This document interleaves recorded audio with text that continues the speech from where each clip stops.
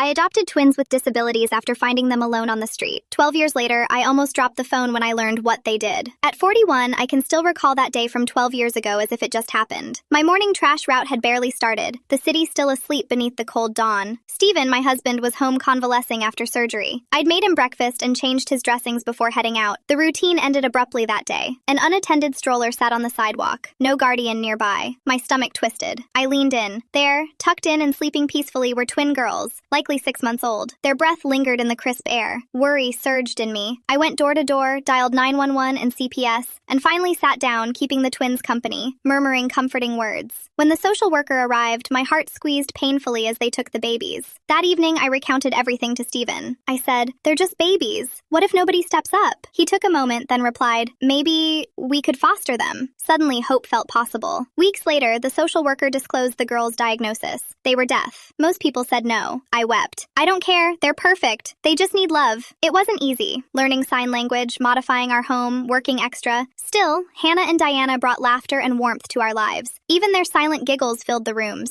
Each milestone, first words, first tottering steps, birthdays, became precious. They grew up inquisitive and inventive. 12 years later, the phone rang. "Hello, Mrs. Lester? I'm calling about Hannah and Diana." Yes? This is me. What about my girls?" My hands shook at the news about what my daughters had achieved. "Are you serious? My girls did that. They really did."